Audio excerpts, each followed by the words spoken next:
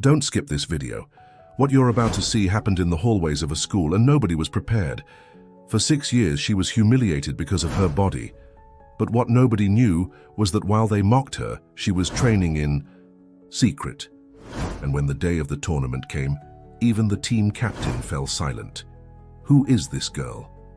And why did the nickname Warrior Moon become legendary? Subscribe now and come see how this story turned the tables. The bell rang, and the hallways of George Washington High School in Portland filled with hurried students. Among them, Lucy Mendez walked with her head down, trying to become invisible. At 17, her body didn't match the standards celebrated in the magazines her classmates flipped through during breaks. The school walls seemed to close in around her with each step. "Look who's coming," wailed Lucy, shouted Matt Barrett, the soccer team captain, drawing laughter from the friends surrounding him. It was the beginning of another day like so many others. Lucy clutched her books against her chest and kept walking, ignoring the stares and muffled snickers. 6 years of bullying had taught her that reacting only made things worse. Her cheeks burned with shame, but her eyes remained dry. Her tears had dried up long ago. In the classroom, she sat in the last row, as always. The literature teacher, Mrs. Simmons, a lady with grey hair and a compassionate gaze, was one of the few who truly noticed Lucy. "Today we'll talk about characters who faced adversity," announced Mrs. Simmons, adjusting her glasses. "Who can give me an example?" While the students discussed literary heroes, Lucy scribbled in her notebook. They weren't class notes, but rather sequences of moves that her trainer, Master Jack, had taught her the night before. The day dragged on until the final bell. Lucy waited for everyone to leave before leaving the room. In the courtyard, she saw Matt and his group picking on a freshman. For a moment their eyes met, and his disdainful smile made her stomach turn. But there was something beyond fear now, a spark of determination that only grew stronger. "Hey, Whale," called Matt. "Tomorrow's gym class, bringing another doctor's note." The group burst into laughter. Lucy simply continued on her way. What they didn't know was that she no longer avoided classes out of embarrassment. She had more important matters to attend to, like training in the basement of her grandmother's house, Mrs. Thompson in the Riverside neighborhood. Arriving home, Lucy greeted her grandmother with a kiss. Mrs. Thompson, at 72, was a strong woman who had raised Lucy since she was 5, when her parents died in an accident. The simple house held not only memories but also a secret. In the basement, adapted with old mats and a punching bag, functioned a small training center. "Did you eat properly at school today?" asked her grandmother while preparing a snack. "Yes, Grandma," Lucy lied. The truth was she rarely managed to eat in the cafeteria without being the target of jokes. "Jack called, said he's coming earlier today. Has news." Lucy felt butterflies in her stomach. Master Jack wasn't one to change schedules without good reason. He had been a respected fighter in the Oregon mixed martial arts circuit in the 90s until an accident ended his career. Now, at 60, he found in Lucy the opportunity to train genuine talent. The basement had no luxuries. The raw concrete walls displayed yellowed newspaper clippings with headlines about Jack's victories. The floor was covered with worn mats. In the corner, a battered punching bag hung from the ceiling. Master Jack was already there when Lucy came down, wearing her faded gi. He was a man of few words, with scars on his face that told stories of past fights. "You're 5 minutes late," he said, without taking his eyes off the stopwatch. "Sorry, Master." In the arena, 5 minutes can be the difference between victory and defeat. Lucy nodded, wrapping her hands with the skill of someone who had repeated the gesture thousands of times. "Before we start," said Jack, extending a flyer, "I want you to see this." Lucy took the paper. It was an announcement for a regional, mixed martial arts tournament that would take place in Portland in 2 months, open categories for beginners, amateurs, and professionals. "Do you think I'm ready?" she asked, her voice trembling. Jack observed her for a moment, his eyes scanning his student's body, no longer seeing the insecure girl, but the athlete emerging. Gradually, the training had transformed Lucy. The weight that was once a cause for ridicule now distributed into firm muscles. Her movements, once awkward, gained precision. "It doesn't matter what I think," he finally answered. "What matters is, if you feel ready." "But what if I don't win?" "Lucy, in 2 years, you've never understood what I'm trying to teach you. It's not about defeating others, it's about defeating yourself, your fears, your limitations."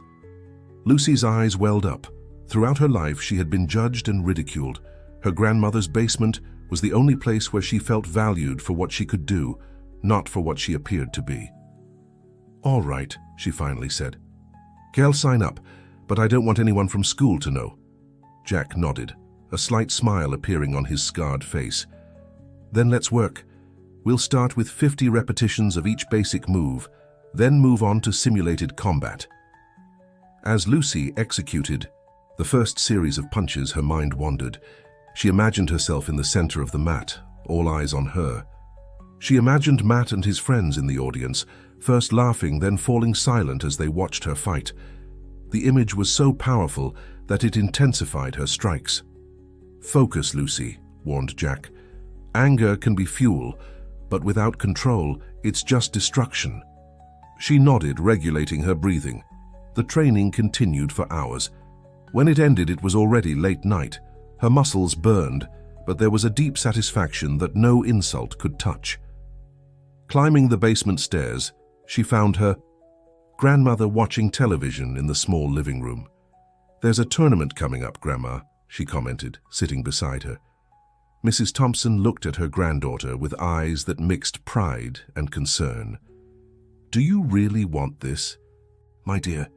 Lucy looked at her hands, calloused from training, and then at her grandmother's equally calloused hands, though from decades of hard work.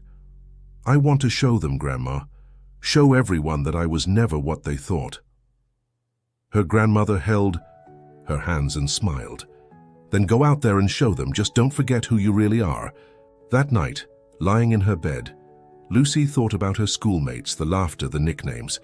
She also thought about the tournament, the real possibility of facing them no longer as a victim, but as an equal, or even more. Sleep was slow to come, but when she finally dozed off, she dreamed not of humiliations but of victories. The next morning, while the sun was still timidly rising over Portland's buildings, Lucy was already running in Riverside Park. The morning mist covered the lake and few early risers crossed her path. Each step was a silent affirmation of her determination. With each labored breath, she felt stronger. 2 weeks had passed since Master Jack showed her the tournament flyer. Now registrations were officially open, and she needed to make the final decision. The Champions Challenge tournament was a local event that gained prestige with each edition. It wasn't a major national championship, but for someone like Lucy, it meant everything. Upon returning home, she found her grandmother preparing a hearty breakfast. Eggs, oatmeal, and fresh fruits, part of the diet Master Jack had recommended. "How was the run?" asked Mrs. Thompson, placing the plate on the table. "Good, I managed 6 laps today," replied Lucy, wiping sweat from her face. "Jack called, said he'll meet you downtown at Ryan's gym to register you for the tournament." Lucy felt her heart race again, but now it wasn't from the exercise. It was time to make her participation official. At school, that day's classes seemed especially tedious. During break, Lucy remained in the library researching the tournament on the computer. She discovered that in previous editions, students from technical schools and universities in the region had participated. And then, information that made her heart freeze. The Fighters Elite Gym, where Matt and some of his friends trained kickboxing, as a hobby, was among the regular participants. "What are you looking at with such interest, Lucy?" Mrs. Simmons' voice startled her. "Oh, just a martial arts tournament," she replied, quickly minimizing the page. The teacher looked over her glasses with curiosity. "I didn't know you were interested in fighting."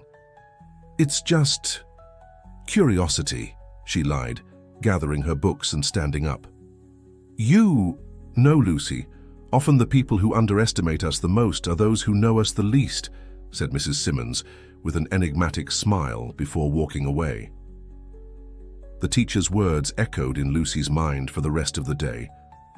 At the end of class, as she was preparing to leave, she overheard a conversation that confirmed her fears. Are you guys participating in that fighting tournament next month? Asked Richard, one of Matt's friends. Of course, replied Matt with his typical arrogant tone. The master said I'm ready to compete in the amateur category. It'll be a piece of cake. I heard anyone can sign up, commented Philip, another member of the group. Anyone with talent, corrected Matt. It's not a place for the weak or... His eyes found Lucy as he turned the corner, and a malicious smile appeared on his lips. Or for clumsy whales. The group erupted in laughter. Lucy felt her blood boil, but kept her expression impassive. For the first time, instead of shrinking, she held Matt's gaze for a few seconds before continuing on her way. The momentary confusion on his face was small, but noticeable. After school, Lucy took the bus downtown. Total Force Gym, owned by Ryan Sanders, a former training partner of Master Jack, was a modest place but respected in the local fighters circuit. Upon entering, she immediately felt out of place. Muscular fighters trained at different stations, the smell of sweat and liniment filled the air. A receptionist with a bodybuilder's appearance looked her up and down. "Can I help you?" "I'm looking for Master Jack," replied Lucy, trying to sound confident. "Back meeting room," the woman indicated, turning her attention back to the computer. Lucy crossed the main hall, feeling curious stares. She found Jack talking with a tall man of jovial appearance despite his grey hair, Ryan Sanders, the owner. "This is the girl I told you about," said Jack upon seeing her. Ryan evaluated her with the experienced eyes of a trainer. "How old are you, girl?" 17. "And how long have you been training?" 2.5 years intensive. Ryan nodded, looking at Jack with an expression that mixed doubt and curiosity. "Are you sure about this, Jack? The tournament is no joke. In her category, she'll face people with more experience." "She's ready," Jack affirmed with a firm voice. "She may not look it, but you know appearance means nothing on the mat." Lucy remained silent, but inside she was grateful for her master's confidence. Ryan finally shrugged and picked up a clipboard. "We'll need authorization from your guardian, since you're a minor." "My grandmother already signed," said Lucy, taking a carefully folded paper from her backpack. While filling out the form, a question made her pause. "Name for tournament announcement," she read aloud. "It's what they'll call you over the sound system," explained Ryan. "You can use your real name or a fighter's nickname." Lucy thought for a moment. Using her real name meant being immediately recognized by her schoolmates, but using a nickname, that could give her the element of surprise. "Warrior Moon," she finally said. Ryan raised an eyebrow but wrote it down without comment. Jack, on the other hand, smiled discreetly. "Middleweight category, beginner level," continued Ryan, filling out the rest of the form. "Registration fee $200. Lucy bit her lip. It was a considerable amount for the income she and her grandmother had. "I'll pay," said Jack, noticing her discomfort. "Consider it an investment."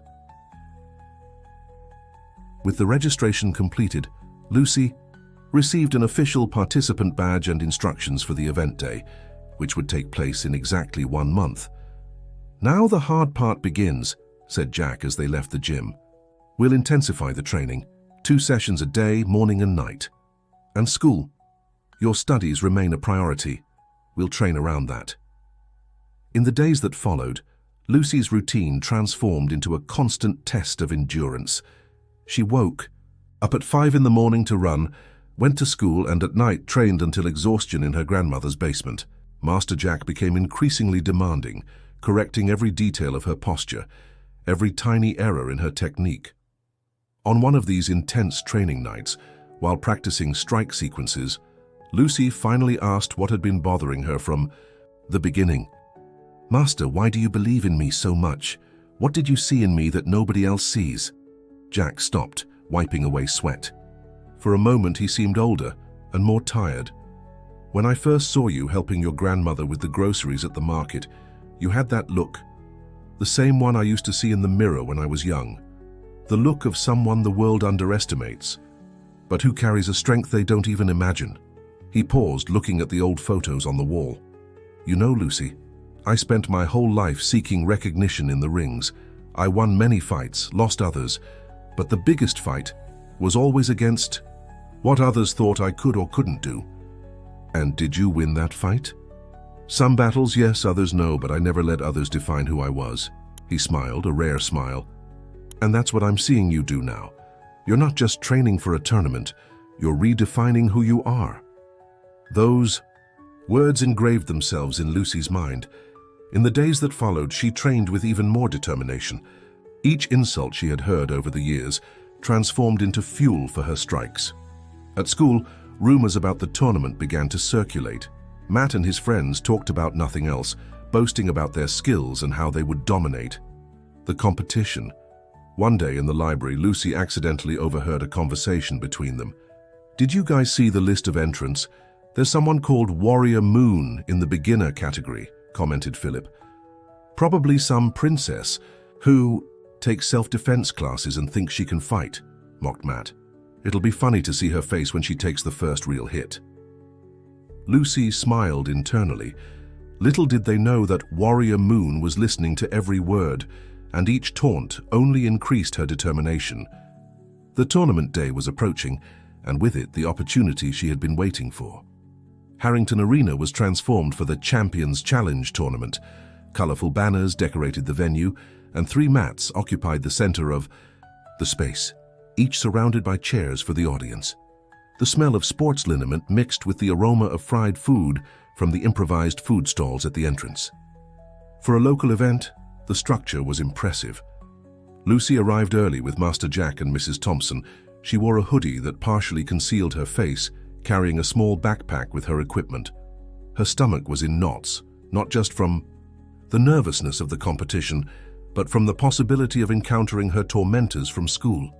"Breathe deeply," instructed Jack, noticing her anxiety. "Remember what we trained for. Visualize each movement, each reaction. And remember, my dear," added Mrs. Thompson, adjusting her granddaughter's jacket, "you've already won just by being here." Lucy nodded, trying to absorb the strength from her mentor's words. At the credential desk, she presented her badge and received her competitor number, 42. She was also given the fight schedule. The female middleweight beginner category would start after lunch, around 2 p.m. "Let's go warm up," said Jack, guiding her to a side area where other competitors were preparing. While stretching her muscles and practicing basic movements, Lucy discreetly observed more people arriving. The arena was beginning to fill with family members, friends of the fighters, and curious onlookers. That's when she saw them: Matt, Philip, and 3 more boys from school, all wearing Fighters Elite gym t-shirts, chatting animatedly as they headed to the men's locker room. "Focus," Jack's voice brought her back. "They don't matter now." The first categories began to compete. Lucy observed some fights to get a feel for the tournament atmosphere. The judges seemed fair, applying the rules rigorously. In the audience, she identified some familiar faces from school, students who had probably come to watch the school, heroes. None of them seemed to recognize her with the hood and from a distance. Noon arrived quickly. Lucy could barely swallow the healthy sandwich her grandmother had prepared. The tension grew with each minute as the clock advanced toward 2 p.m. "I'm going to the bathroom," she said, needing a moment alone. In the women's locker room, Lucy found other competitors, some clearly experienced, others as nervous as she was.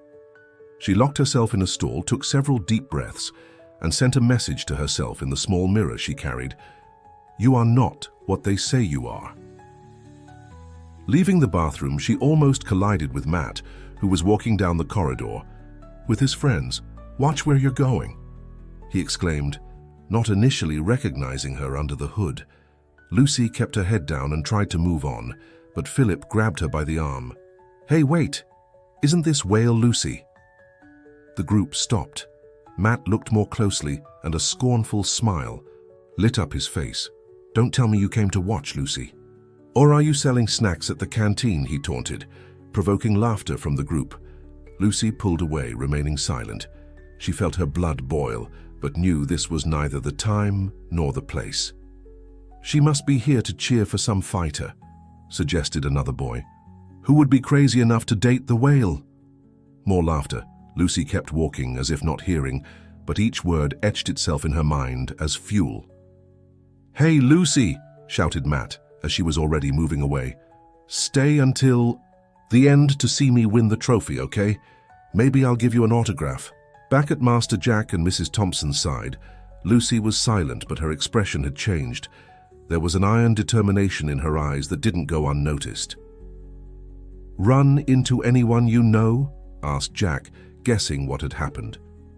"Yes, and now I'm even more certain of what I want to do." At 2 p.m. sharp, the announcer called the competitors in the female middleweight beginner category for the presentation. There were 8 participants, including Lucy. They lined up on the central mat, and the announcer announced each one by the name chosen in the registration, along with the gym they represented. Number 42, Warrior Moon, from the Independent. Academy. Some polite applause sounded, mainly from people who didn't know any of the fighters and supported out of sympathy. Mrs. Thompson, however, applauded enthusiastically, too proud to care about discretion.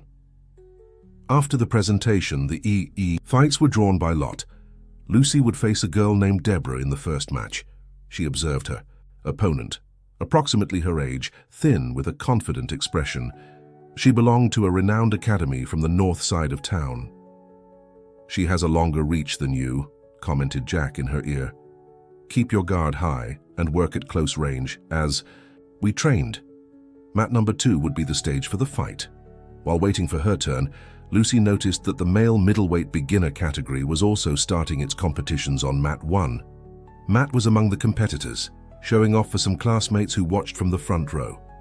"Number 42 and number 17 to Mat 2, called the judge. It was time. Lucy removed her hoodie, revealing the simple black rash guard she used for training.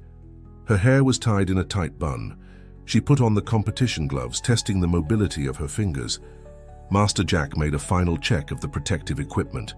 "Remember, controlled breathing, clear mind," he said, giving a pat on her shoulder. Lucy stepped onto the mat, positioning herself in front of Deborah. The judge explained the rules. "Again, 3 rounds of 2 minutes, scoring by effective strikes, victory by points or submission. Greet each other, and at my signal, begin." The two made a respectful bow. The judge gave the signal, and the fight began. Deborah advanced immediately, trying to impose her game with quick jabs that kept Lucy at a distance. 2 strikes hit the block, a third passed through and hit Lucy's face. The audience reacted. For a moment, the impact of the blow disoriented her. It was different training with Jack and feeling the strike of a real opponent in competition. But soon instinct and training took control. Lucy blocked 2 more strikes and took advantage of an opening in Deborah's guard for a precise counterattack to the abdomen. The fight continued evenly during the first round. In the corner between rounds, Jack gave precise instructions. "She's tiring faster than you. In the second round, increase the pressure." That's exactly what Lucy did. In the second round, instead of just reacting, she began to force the pace, advancing with combinations of strikes that surprised not only Deborah, but also the spectators. A particularly well-executed sidekick unbalanced Deborah, allowing Lucy to apply a clean takedown, taking the fight to the ground. On the mat, her refined technique of control and immobilization made the difference. Before the second round ended, she achieved a submission position with an armbar. Deborah tapped the mat 3 times, signaling surrender. "Victory by submission. Warrior Moon advances to the semi-final," announced the judge, raising Lucy's arm. The small audience watching that fight applauded enthusiastically. It wasn't common to see such technical submissions in the beginner category. Lucy, breathless but exultant, made a respectful bow to Deborah and then to the audience before stepping off the mat. "Excellent work," congratulated Jack, handing her a towel and a water bottle. "Your transition to the ground was impeccable." "Thank you, Master," she replied, still processing what had happened. She had just won her first official fight. It was then that she noticed a small group of students from her school looking in, her direction, whispering among themselves. One of them had his phone pointed, probably recording. Her stomach dropped. It was a matter of time until her identity was revealed. "They're recognizing me," she whispered to Jack. "So what? You're here on merit. You don't owe explanations to anyone." The next fight would be only in an hour. Lucy took the opportunity to watch other competitions, including Matt's, who won against his opponent, though with less technique and more brute force. He seemed confident, celebrating his victory exaggeratedly. During this interval, Lucy noticed a middle-aged man observing her with interest. He wore a tracksuit with the logo of a famous gym from Seattle and was taking notes on a tablet. "That's Carlos Franklin," commented Jack, noticing her gaze. "Scout from one of the biggest academies in the country. He comes to these regional tournaments looking for new talent." "Why would he be looking at me? I'm just a beginner." Talent doesn't hide, Lucy, not even in the beginner categories. The semi-final came faster than Lucy expected. Her next challenge was Camilla, a more experienced competitor who had already participated in other tournaments. The fight would be difficult. Camilla had won her first opponent with an impressive technical knockout. Stepping onto the mat again, Lucy felt the increasingly intense stares from her schoolmates. Some had approached to get a better look, intrigued by the fighter they called Warrior Moon. Matt and his friends, having finished their preliminary fights with victories, also watched with growing curiosity. The match began, and as expected, Camilla proved to be a formidable opponent. Her strikes were precise and powerful, the fruit of disciplined training. In the first round, Lucy suffered, mostly defending herself and studying her opponent's style. "She's strong but predictable," Jack advised during the interval. "She's always using the same sequence. Anticipate." The second round was transformative. Lucy, applying her master's advice, began to anticipate Camilla's movements. When her opponent initiated her favorite sequence, Lucy was already ready, dodging and counter-attacking with a perfect hook that unbalanced Camilla. The audience reacted with exclamations of surprise. The fight continued intensely until the end of the third round. Both competitors gave their all, exchanging technical strikes that impressed the judges and the audience. When the gong sounded, indicating the end of the match, both were exhausted. The decision would come from the judges, the winner by unanimous decision, Warrior Moon.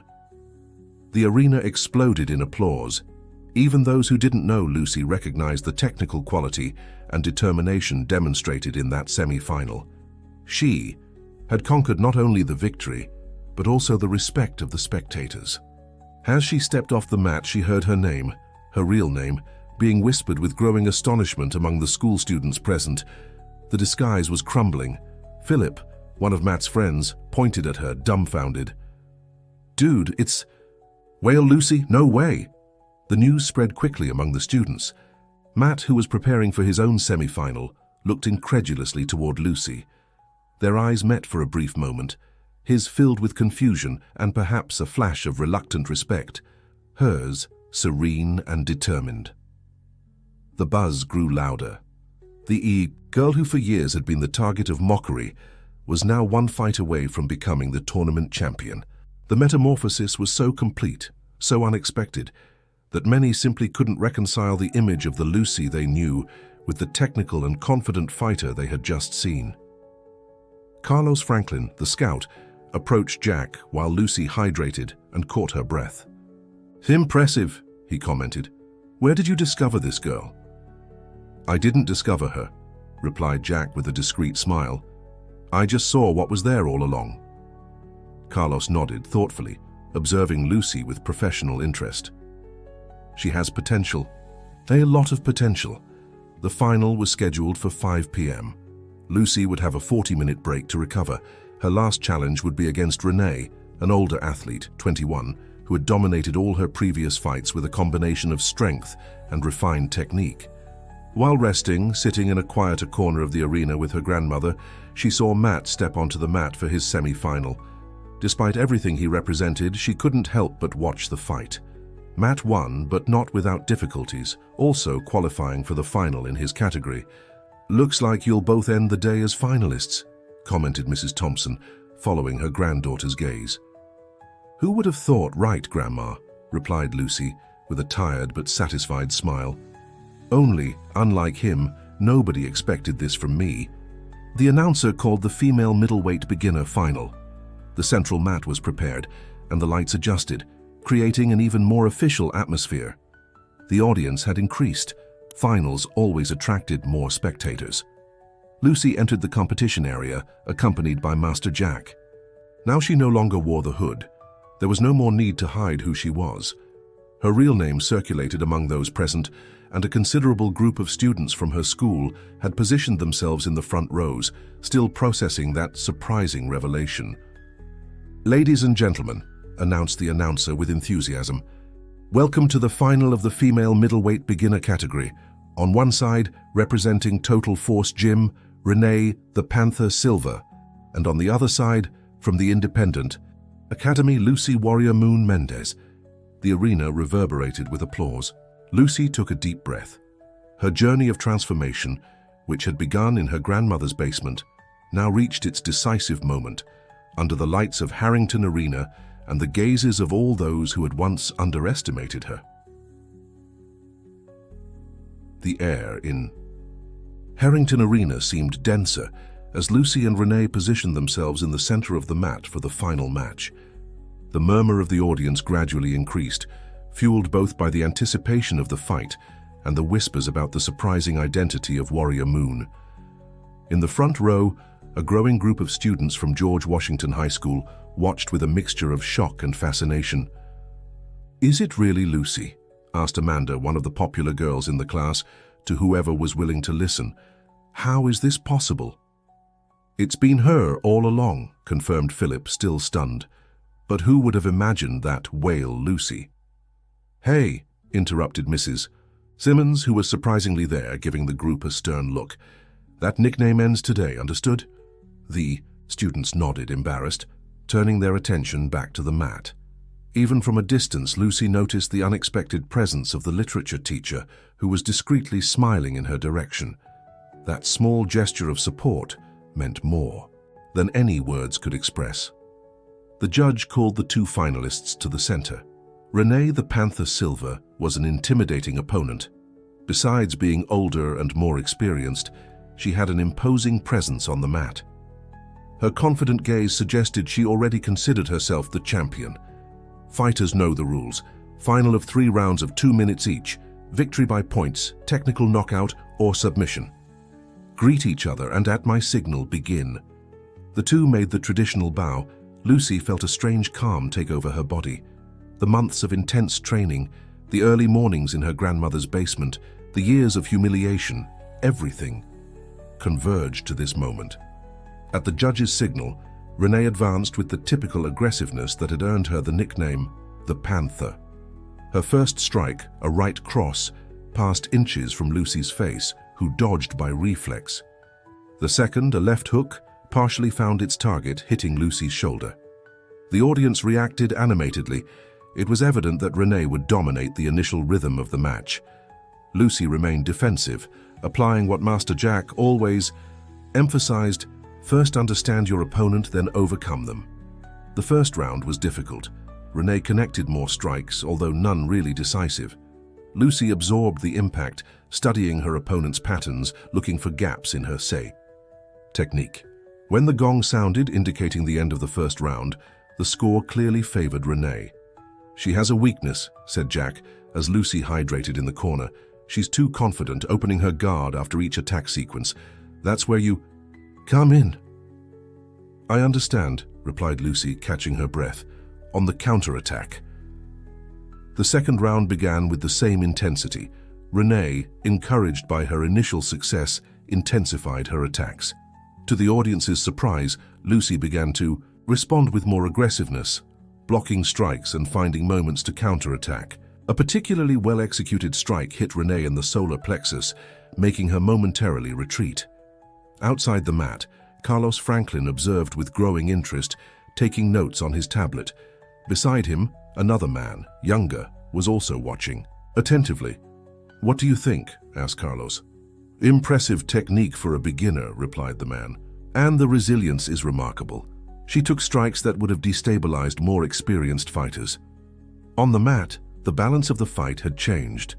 Lucy now matched Renee in score, connecting precise strikes that demonstrated not only technique but tactical intelligence. The Panther was beginning to show signs of frustration, attempting riskier strikes in hopes of regaining the advantage. It was in one of these attempts that Lucy saw her opportunity. When Renee tried a high kick, she left her base unstable. In a fluid movement, Lucy dodged and applied a perfect sweep, taking down her opponent. The crowd reacted enthusiastically. On the ground, Lucy took control, applying an immobilization technique that Master Jack had refined with her countless times. Renee fought to free herself, but the position was technically perfect. The judge started the count. 10 seconds of complete immobilization would guarantee decisive points. 8, 9, 10 points for Warrior Moon! The second round ended with Lucy ahead in the score. The turnaround was as unexpected as it was impressive. Even those who had come just to watch, without knowing the fighters, were now openly cheering for Moon. The interval before the final round, Mrs. Thompson approached the corner, passing by Jack. "Look at her, Jack," said the elderly woman, with a voice filled with emotion. "My girl?" Jack nodded, maintaining his stoic posture, but his eyes revealed the pride he felt. She always had this inside her. She just needed to believe. Lucy, absorbing the final instructions from her trainer, cast a glance at the audience. She saw her grandmother, her schoolmates, Mrs. Simmons, and finally located Matt, who was watching the fight with an indescribable expression, a mixture of shock, reluctant respect, and perhaps shame. The third and decisive round began. Renee, realizing she was at a disadvantage, went for a more aggressive strategy. The first 30 seconds were an intense exchange of strikes, with both fighters giving and receiving significant impacts. The audience was completely engaged, reacting to each movement. The story of Whale Lucy, transformed into Warrior Moon, had spread throughout the arena, adding an extra layer of drama to the match. In a moment of carelessness, Lucy received a direct strike to the face that made her retreat. A trickle of blood ran from her nose. Renee, sensing the opportunity, advanced to finish the match. It was at this moment that something changed in Lucy's gaze. All the years of bullying, every malicious laugh, every cruel nickname, everything transformed into absolute clarity. She blocked Renee's next strike, and in a movement that surprised even Master Jack, applied a sequence of counterattacks that culminated in a spectacular takedown. Renee fell on her back on the mat, the impact momentarily taking her breath away. Lucy quickly assumed the dominant position, applying a submission technique, a choke that gave her opponent the option to surrender before losing consciousness. For a few seconds, Renee resisted, trying to escape. But the technique was perfect, the pressure exact. Finally, she tapped the mat 3 times, signaling her surrender. Submission! The winner and new champion of the female middleweight beginner category, Lucy Warrior Moon Mendez. The arena exploded in applause. Lucy stood up, helping Renee to her feet as well, in a gesture of mutual respect between fighters. The head judge raised her arm, officially confirming her victory. Master Jack and Mrs. Thompson entered the mat to embrace her, forming a scene that few could have imagined months before. Amid the applause, tears, and congratulations, Carlos Franklin approached. He waited patiently for Lucy to receive her trophy and pose for some photos before approaching with his professional card. "Congratulations on the impressive victory," he said, extending his hand. "Carlos Franklin from Star Academy in Seattle. I'd like to talk about your future as a fighter." Lucy looked at the card, then at Master Jack, who nodded discreetly. "Thank you, Mr. Franklin," she responded politely. "We can talk, but right. Now I need a moment." He smiled, understanding. Of course, I'll be around until tomorrow. Enjoy your achievement." As she stepped off the mat, Lucy was surrounded by schoolmates who had never directed a kind word to her. Now, they wanted to take photos, asked for autographs, said they had always believed in her. The irony didn't escape her, but there was no bitterness in her heart, just a serenity that came from self-affirmation. Mrs. Simmons approached, making her way through the students. "I always knew there was something special about you, Lucy," said the teacher with sincerity in her voice. "Strength is not just in muscles, but in perseverance." "Thank you, Mrs. Simmons," replied Lucy, genuinely touched. "You were one of the few who really saw me."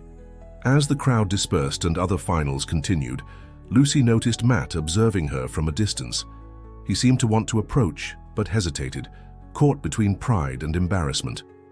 After a few moments of indecision, he finally walked in her direction. "Hey, Lucy," he began, uncomfortable, avoiding her gaze. Congratulations on the victory." The silence that followed was loaded with years of unresolved hostility. Lucy studied the face of the boy who had tormented her so much, realizing for the first time how small he now seemed. "Thank you, Matt," she replied simply, without hostility, but also without offering the forgiveness he might have been seeking. "I didn't know you. You never showed who I really am," she completed. "Maybe because nobody really cared to know." Matt nodded, visibly uncomfortable.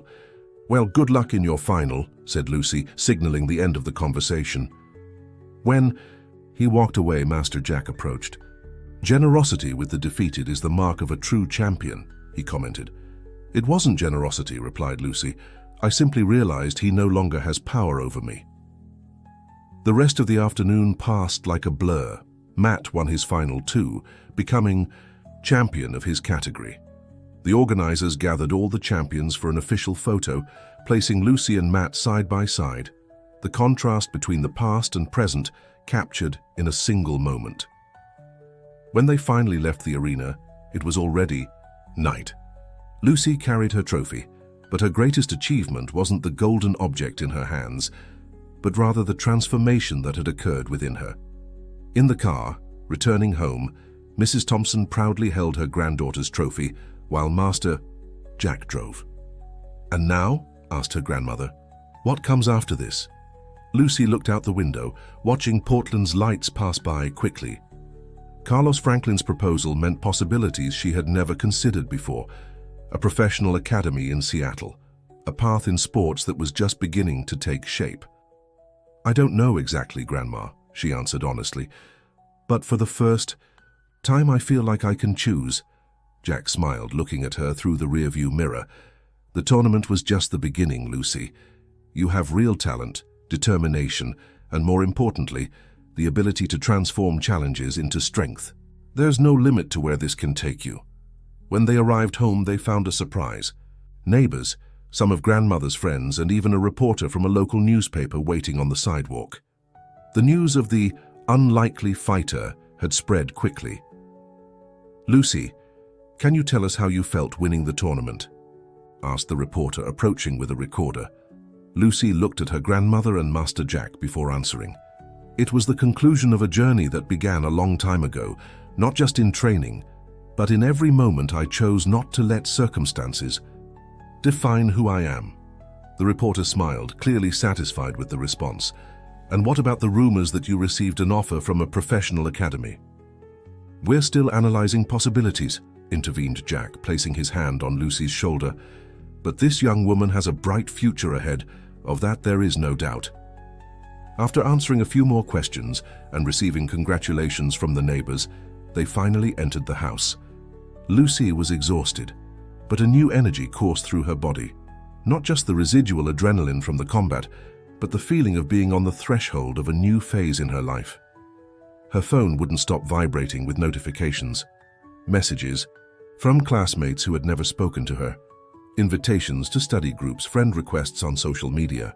Even the school's official profile had posted a photo of her with the trophy, proudly announcing that one of their students was the new regional champion.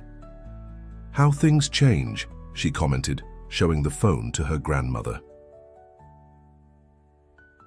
Mrs. Thompson smiled.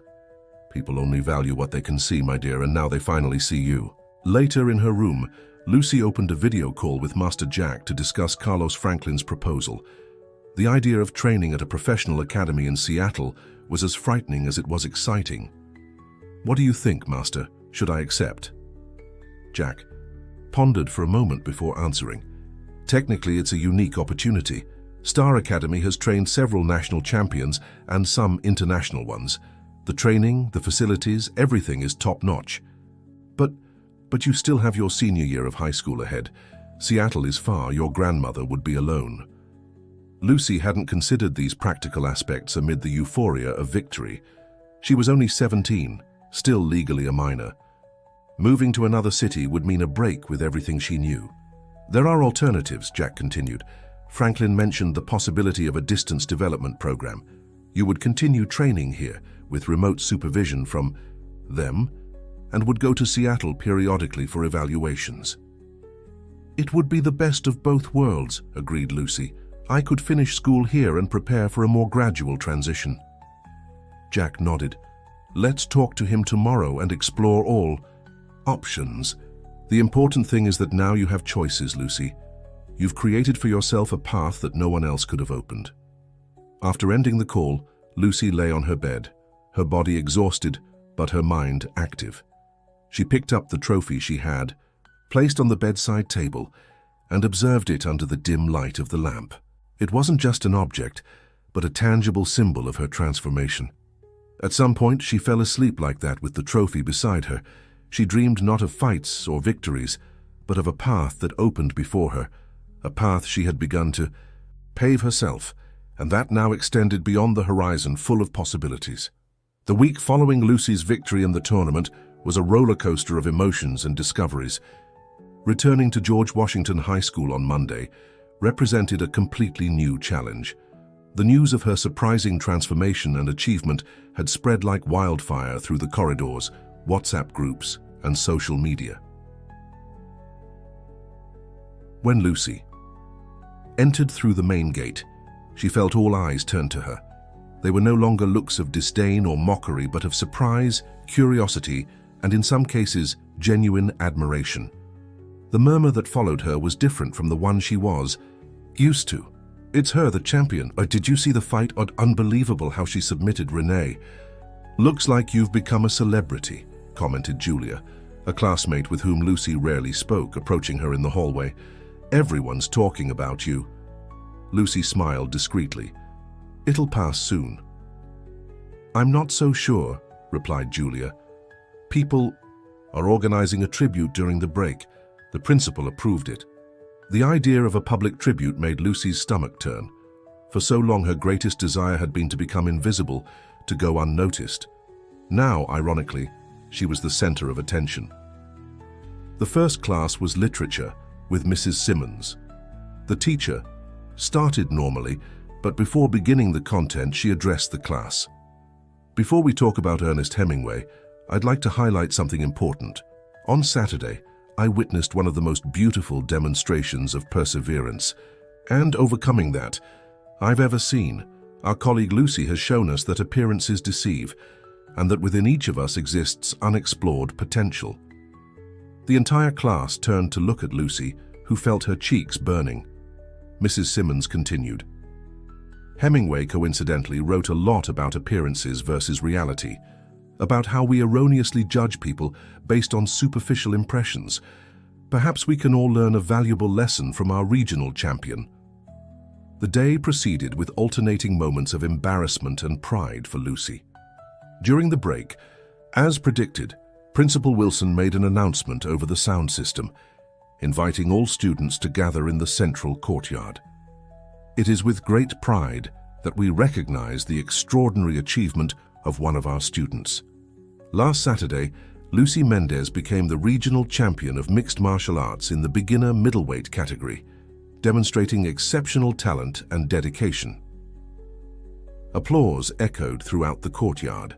Lucy was beside the principal, holding the trophy she had brought at the request of the pedagogical coordination.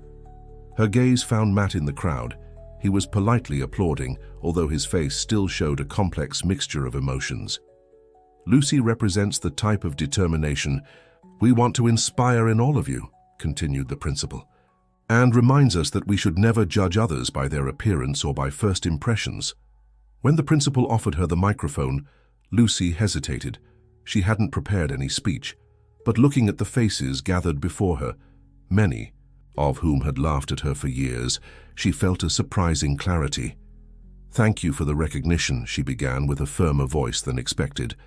This trophy represents not just a day of victories on the mat, but 2 years of intense training with my master, Jack Smith, and the constant support of my grandmother, Mrs. Thompson. She paused briefly, taking a deep breath. For a long time, many of you knew me only as Whale Lucy.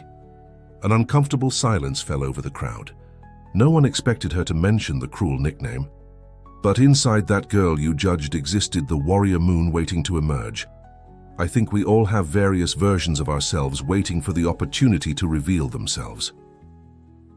She looked directly at some people who had been her main tormentors, without hostility but with a new confidence. If there's one thing I've learned from fighting, it's that true strength is not in knocking others down, but in getting up when you yourself fall. Thank you. The applause was enthusiastic and genuine. Some girls were even discreetly wiping away tears. The principal hugged Lucy, visibly moved, and ended the small ceremony. The rest of the week brought subtle but significant changes. In physical education classes, Coach Harris, who had always treated her with a certain indifference, now asked for her opinion on exercises and techniques. Invitations to parties and study groups began to appear. Some students even expressed interest in meeting Master Jack and starting to train.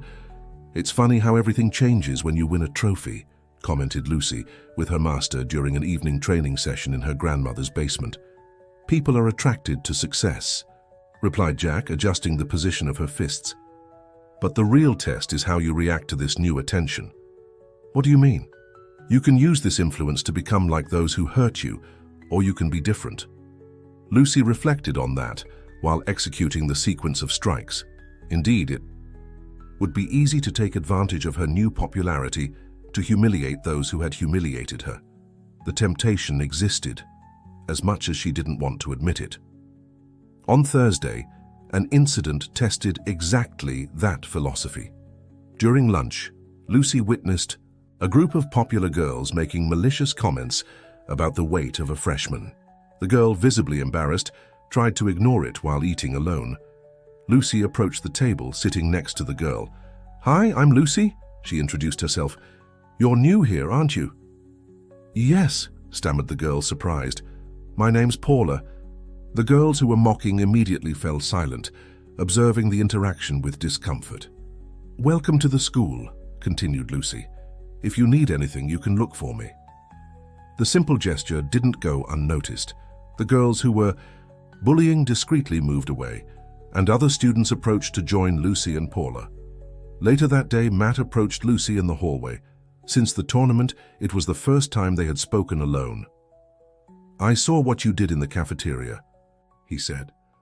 "It was nice." Lucy shrugged. "I just did what I wish someone had done for me." An uncomfortable silence settled between them. "Look, Lucy," began Matt, clearly struggling with words. "I was a jerk to you. For years, I have no excuses."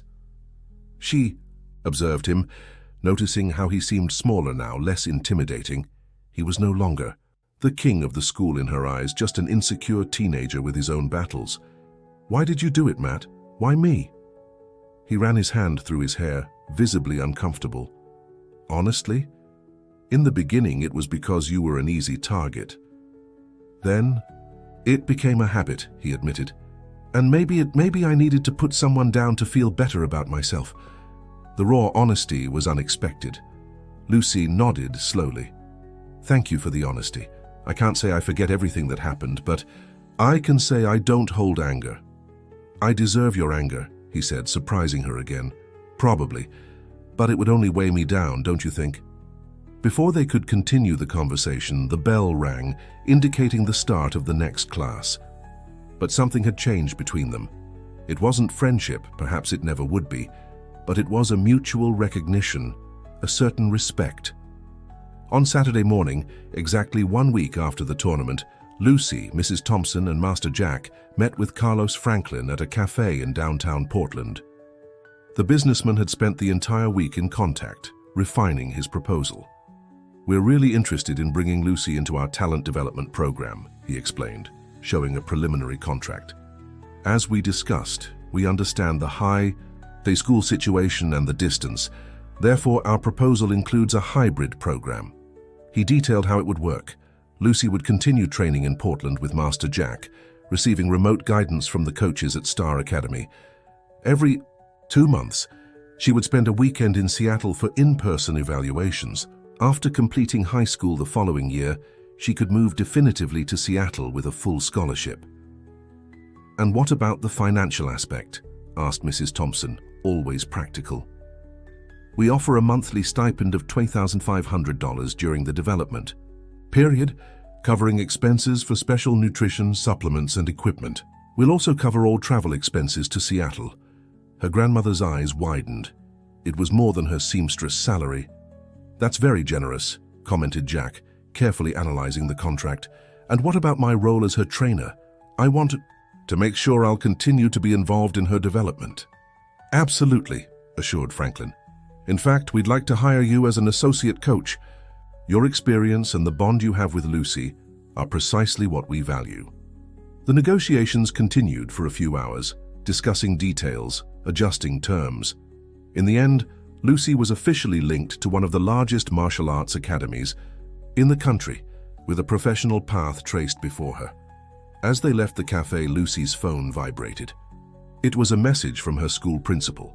The video of her final fight had gone viral on social media, and a national sports program wanted to interview her on Monday. "Suddenly, everything is happening so fast," she commented, showing the message to her grandmother and master. "You worked hard for this, my dear," replied Mrs. Thompson, squeezing her hand. "It's just the beginning." On Monday, the reporting team transformed the school library into a small improvised studio. The reporter, Fiona Miller, was known for her stories about inspiring stories in sports. "Lucy, what we're calling the Warrior Moon phenomenon, is so inspiring young people across the country," commented Fiona during the interview. "Girls who face bullying or self-esteem issues are seeing in you an example of overcoming. How do you feel about that?" The question caught Lucy by surprise. She hadn't considered the broader impact of her story. "It's surreal," she answered, honestly. "I never imagined that my personal journey could mean something to other people. If it helps someone believe in themselves, that makes it even more special." "Do you have a message for those young people who are watching and going through situations similar to yours?" Lucy thought for a moment, carefully choosing her words. "What I would say is that your story is not defined by what others say about you. Each of us has within us a strength that perhaps we don't even know exists until we are challenged to find it. The secret is not just to resist, but to transform pain into fuel for change." The interview lasted about 20 minutes, and when it ended, Fiona commented off camera, "You have a natural charisma, Lucy, and a wisdom that is uncommon in someone your age." The next day, the report aired in prime time, reaching millions of viewers. The impact was immediate. Lucy's Instagram, which previously had few followers, exploded to tens of thousands in a matter of hours. Sports equipment companies got in, touch proposing partnerships. A publisher expressed interest in publishing a book about her story. "I never thought fighting would bring me all this," commented Lucy with Master Jack during an evening training session a week after the report. "You're not just fighting, Lucy," he replied, pausing to adjust the position of her feet. "You're inspiring, and that's much more powerful." The improvised mat in her grandmother's basement was no longer enough. With part of the stipend from Star Academy, they rented a small commercial space in the neighborhood, transforming it into a modest but functional gym, Warrior Moon Training Center. There, in addition to continuing her own development, Lucy began to help Master Jack with classes for children and teenagers, especially those who, like her, didn't fit conventional standards. 6 months passed. Lucy's senior year of high school was coming to an end, and the prospect of moving to Seattle was becoming increasingly real. The small gym prospered, with full classes and a considerable waiting list. On a Friday night, after the end of the last class, Lucy found a girl of approximately 12 years waiting timidly at the reception. It was Paula, the girl she had defended in the cafeteria months before. "Hi, Lucy," the girl greeted, visibly nervous. "I wanted to know if I can start training here." Lucy smiled, remembering herself at that age, insecure, seeking a place to belong. "Of course you can, Paula. The first class is Monday at 5 p.m. But I don't know if I'll be able to keep up. I'm not athletic like the other girls." Lucy put her hand on the girl's shoulder. "You know what's the secret I learned from Master Jack? It's not about being stronger than others. It's about becoming stronger than you were yesterday." Paula's shy smile was all the reward Lucy needed. On the last day of high school, George Washington High School organized a simple but emotional graduation ceremony. To Lucy's surprise, she was chosen as the class speaker, an honor she would never have imagined achieving a year before.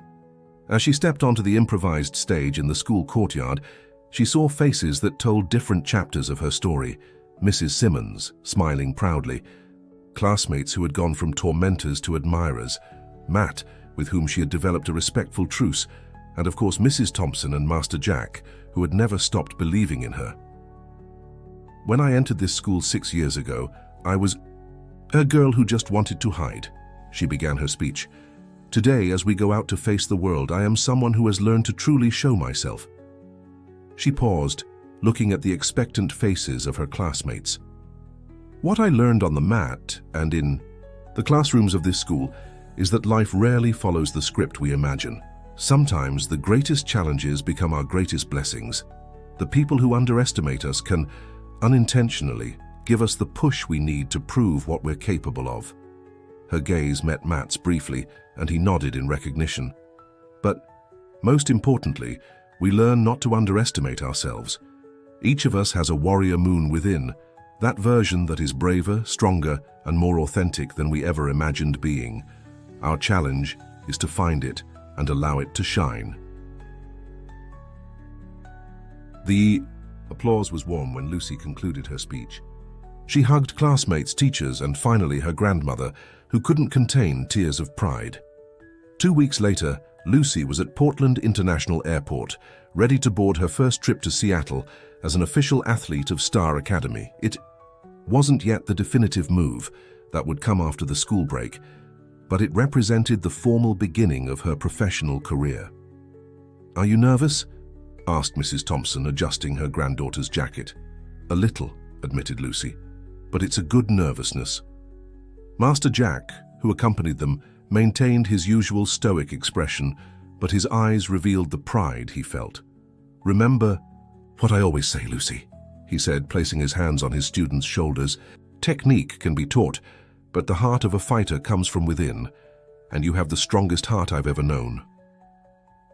The boarding announcement sounded over the loudspeakers.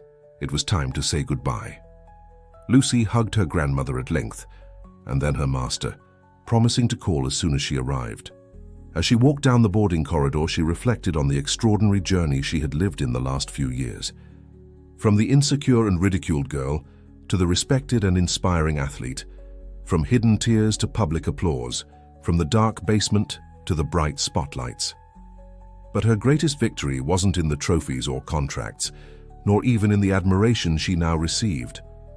It was in the discovery of her own strength, in the understanding that the most powerful limitations are those we accept as truths about ourselves.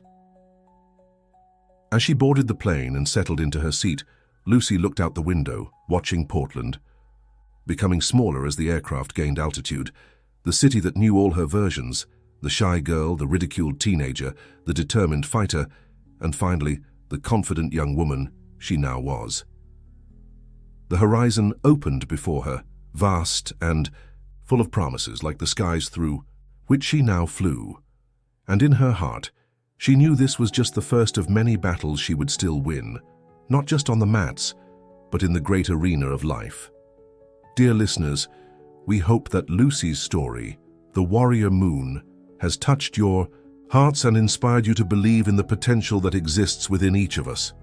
To continue this journey of emotions and overcoming, we've prepared a special playlist with equally captivating stories. You can find it by clicking on the link on the left. If this narrative of transformation and inner strength resonated with you, don't forget to subscribe to our channel and give a like to this video.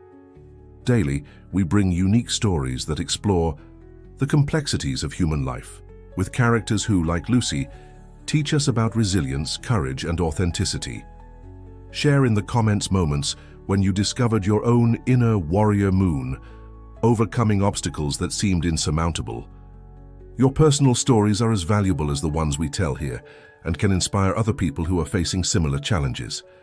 We look forward to reading your comments and meeting you in the next inspiring story. Until then, remember, Master. Jack's words. True strength is not in knocking others down, but in getting up when you yourself fall.